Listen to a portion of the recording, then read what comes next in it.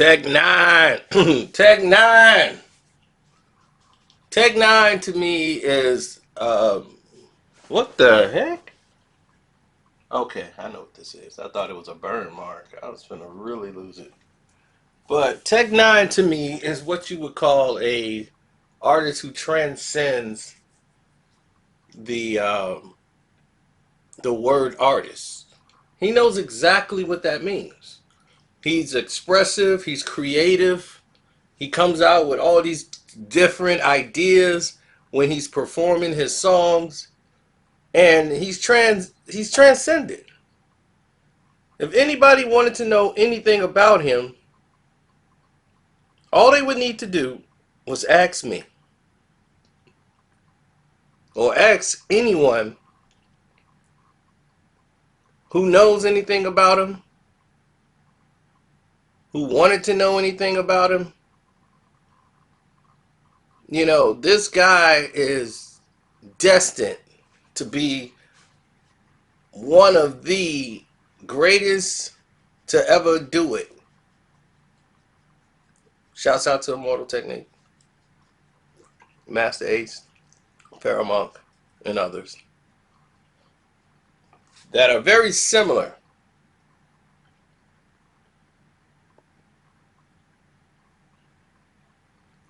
Now, the reason why he doesn't get a lot of attention is because he chose not to go mainstream. He chose to do it himself route, which is great. I have no problems with that whatsoever. That he chose to, I'm going to do it myself, and no one can outshine better than me. You know, no one can rep me better than me. I love that mentality. That's telling me this is exactly what I want to do, and I'm where I want to be.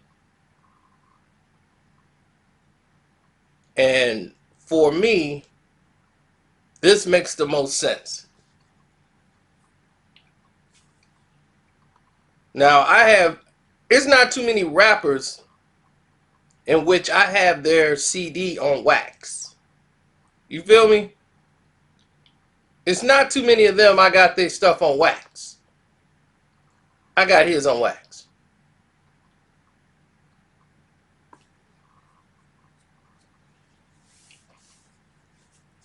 That's because I grew up on a variation of different things similar to himself.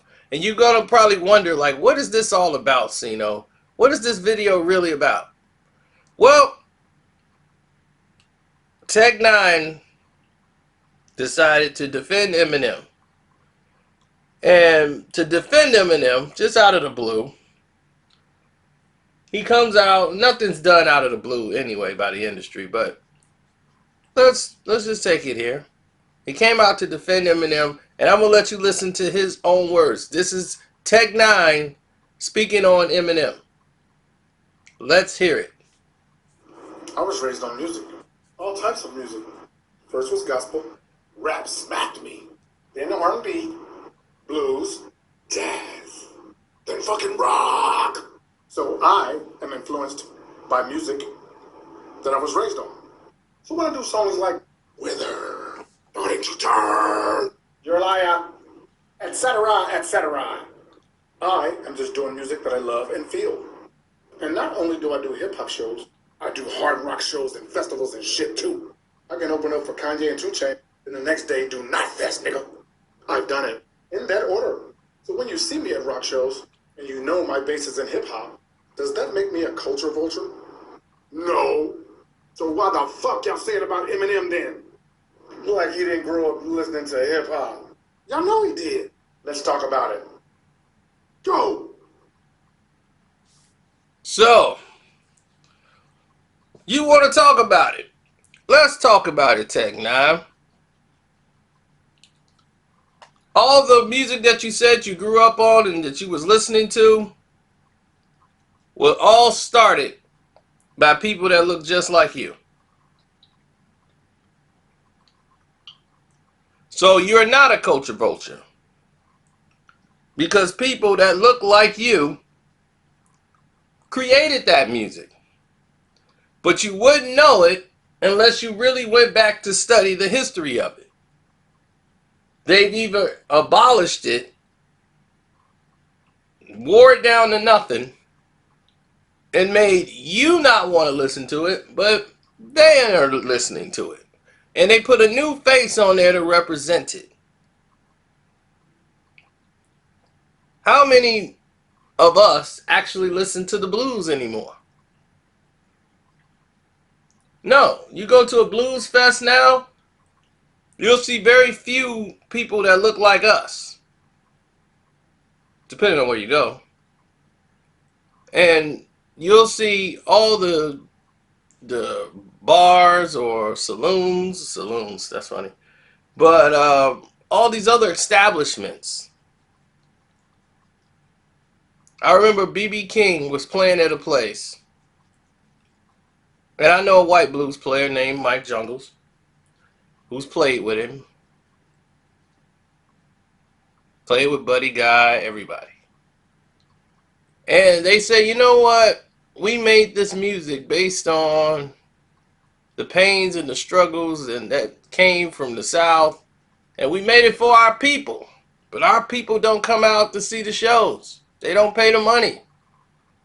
But you guys do. You guys love this music.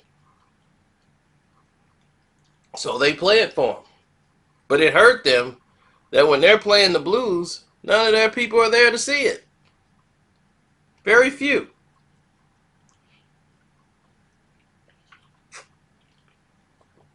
Jazz. The jazz music, I'm sorry about that. The jazz music that was played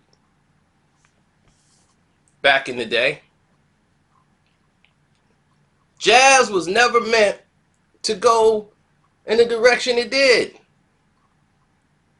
We had all kind of jazz musicians. They've eliminated music from schools. From public school on, you had music class, you had music taught to you, and people, we were born musicians. That was eliminated from us. We no longer had that option. But back then, we had guys who you knew played the trombone, another guy that played bass and could play guitar, another guy who could read music. And this is in grammar school. And start their own jazz band. You have so many jazz musicians. Guys who can orchestrate music. Those days are gone. Jazz is eliminated. Buried. Now, you got all these other people that listen to jazz. Upper, middle class, rich guys who go out to these jazz festivals. Very few do you see people that look like us checking out a jazz festival. Depends on where you're at, but that's the majority of the case. And then they'll put someone like Kenny G to be the face of it. When Miles Davis, Thelonious Monk, and all these other jazz musicians, Charlie Bird, all these great jazz musicians who our generation, the generation that we're supposed to pass this knowledge to, don't even know. R&B, the Anita Bakers, the Stephanie Mills, all of these talented singers, Patti LaBelle, Aretha, all this R&B music has been wiped out. Now, if you're not half naked on stage, they won't even consider you an R&B artist. They don't want to hear you sing it. But they'll get Ariana Grande, they'll get Christina Aguilera, and they'll get everybody else to go in your category and represent it. They'll get the deals. Why people like Yolanda Adams and other people who can sing cannot. Gospel music. Well, gospel music is where it's always going to be. Right where it needs to be. They keep it at its one level and they never let it go where they think it should. And if anyone tries to extend further than their reach, like Kirk Franklin, they get put in their place. Now, we've heard all of these different analogies. Country music was just that. It was country. Didn't really belong to anybody. You had black country singers, white country singers. We had it all in our family. I was raised on all music. Rap came from rock. Run DMC were the kings of rock. Chuck Berry's the king of rock and roll. Made the sound what it is. All my uncles performed in the band. My uncle still performs with his other cousins, and they're in their 60s, almost hitting 70s, and they still go out and perform and do shows because it's in their heart. It's what they do.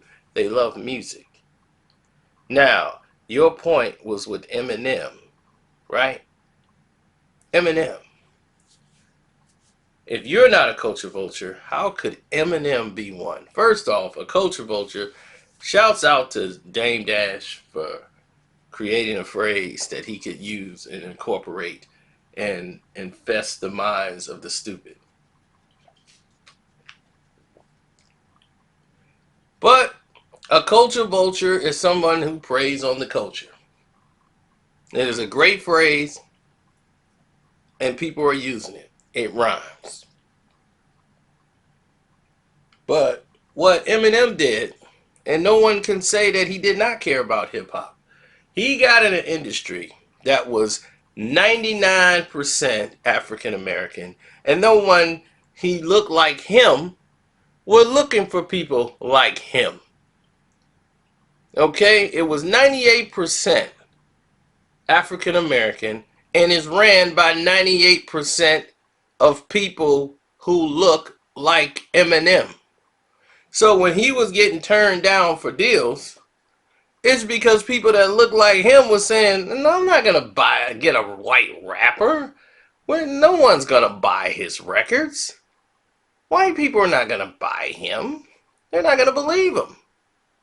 So people that look like Eminem, and I have to take that back because it was people that really didn't look like him, but had his complexion that didn't want him on there. Eminem was hanging out with the brothers at the time.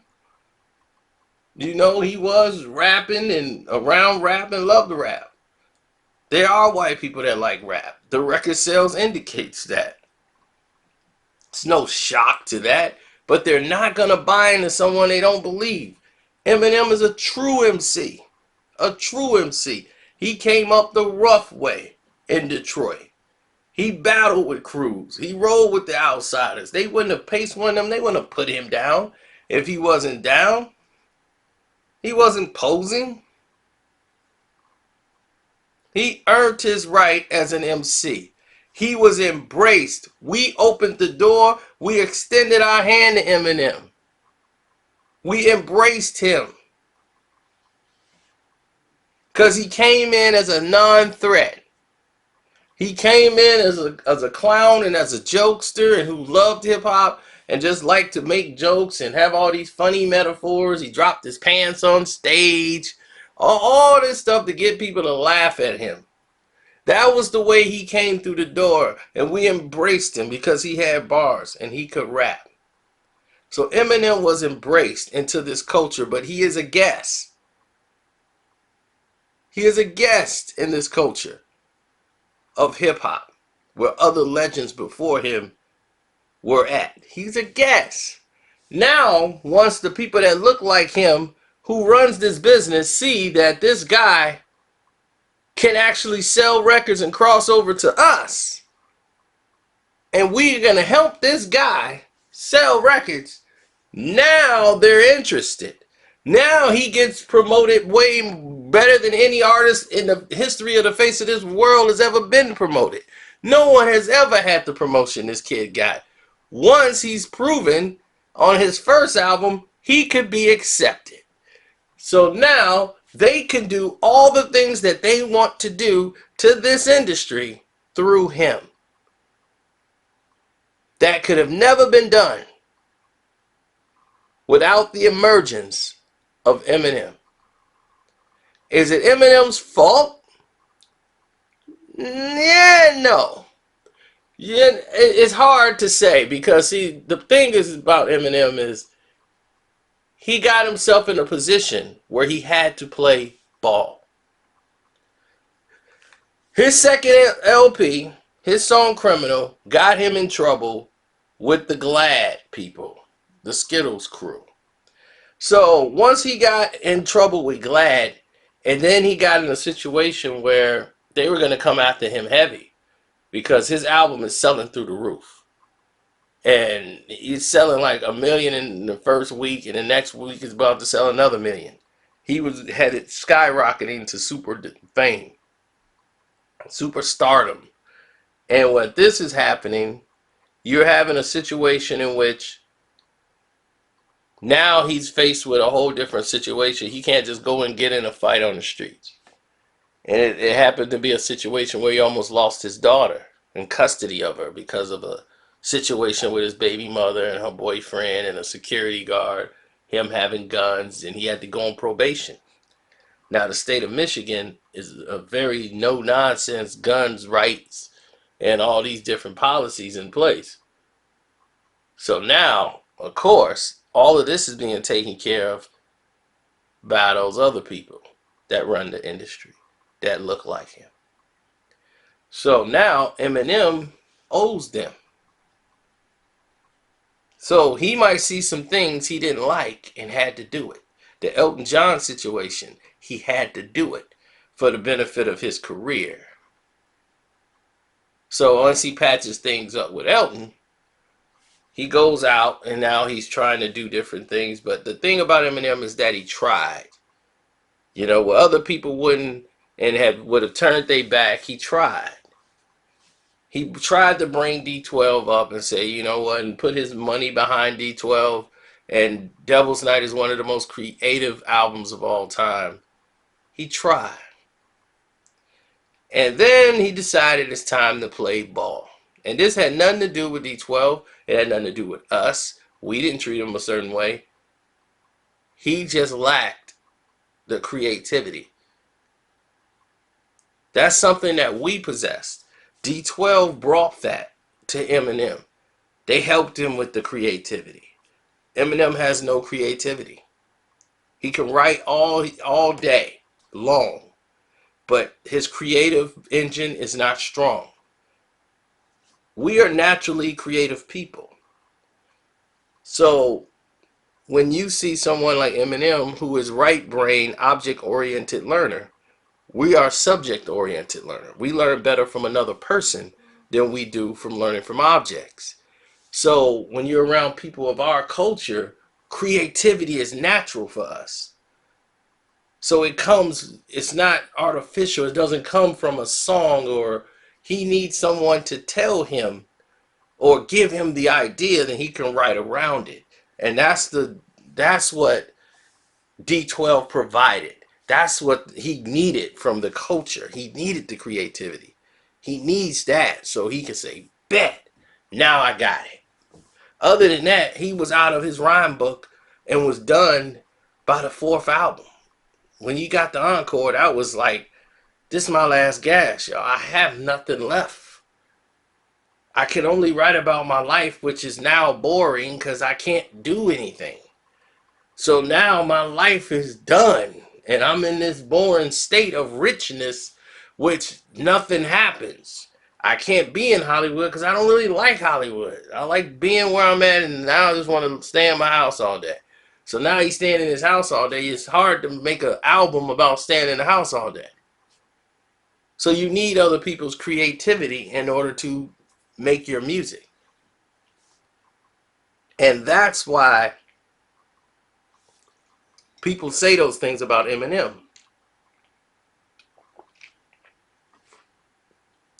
He's a culture vulture. But once his music wasn't selling, he tried to fall back. He went to, Proof died, D12 went their separate ways. Things weren't going right with the company, and it looked like Eminem's got all this money, and he really didn't. He was losing money. Shady Records was about to close down. So they had Shady 45, the radio station, and all these other things happening to keep revenue coming for Eminem. They gave Eminem rights to Biggie Smalls and Tupac's music. Put him on a song with Biggie and Tupac. Let him produce the records. Eminem. That should have told you right there. That's Culture Vulture. Tupac would have never given his music to Eminem. That would have never happened. Not in a million years. And to have him produce his record?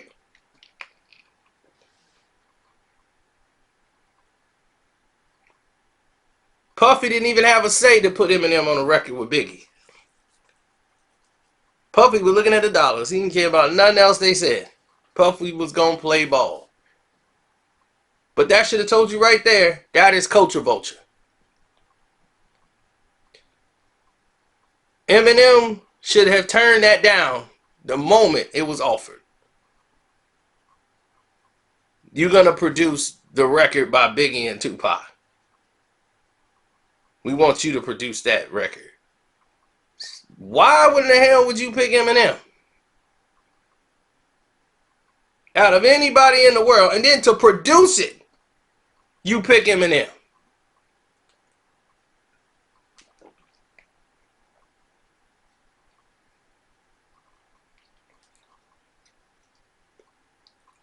No one thought that was foul.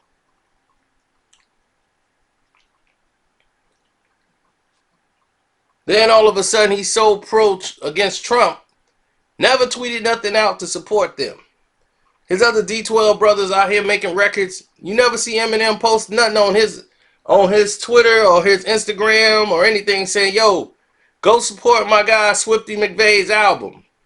Support D12. Even stuff that was out on Shady Records. But they his homeboy.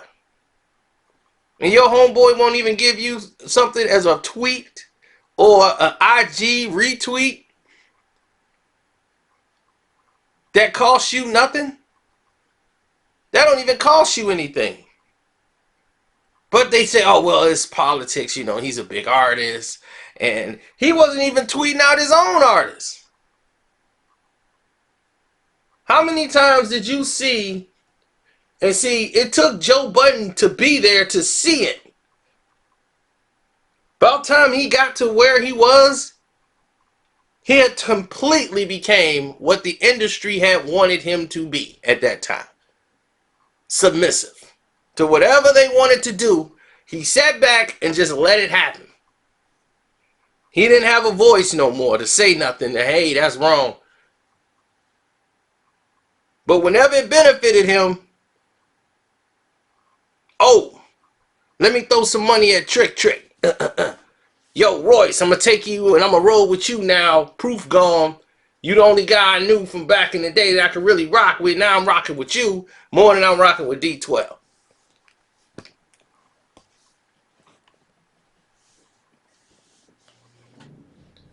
And it took Joe Budden going there to see it, Tech. Now you know MGK. You rapped with MGK. He went at Eminem on your record. So you feel obligated in some type of way to make it up to Eminem. Because it put you in a spot because you were cool with Eminem and then had no problems. So he shouldn't even came at M on your record.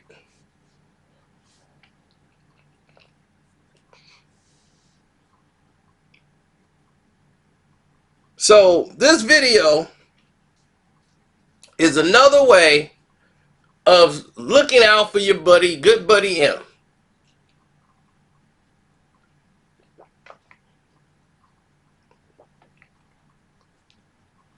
Now, Eminem as an artist is amazing. He can rap, and when he's focused and got subject matter, he's good. He's one of the best at doing it. He is unique at that. He has a gift. He has a talent to do it. But there's a big but. There's levels to this, man.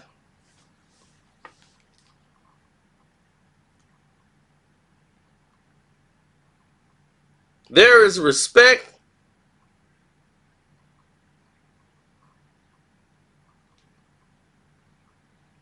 There is a way to do this and a way not to do it.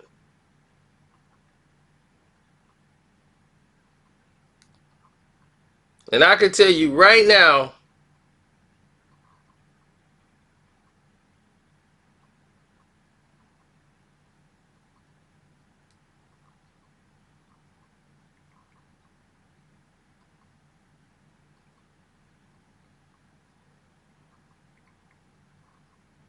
so man, people trying to text me in the middle of this.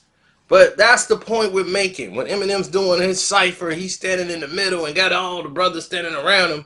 You think that's not something they trying to portray and send that message out? Not retweeting Slaughterhouse. You know what I'm saying? And please, you guys, if you guys have made it this far, YouTube Premiere, please support the page, man. So we can continuously give you guys great content, and we can have the time to come out and provide you guys with nothing but in-depth content like this that's covering the bases of hip-hop and where we are right now, status quo. My Cash App is Karceno, Karceno, and for those who don't know. Or you can click the link in the description box and hit up the Streamlab. If you want to leave me a big paragraph and things of that nature, we could do that also. Uh, yeah, man, a lot of good things coming this week that we finna start doing. We're gonna start doing like Skype chats back and forth with one another. So look forward to that. We're gonna test it out this week and get that going. So I hope that this answers Tech N9ne's statement about Culture Vulture.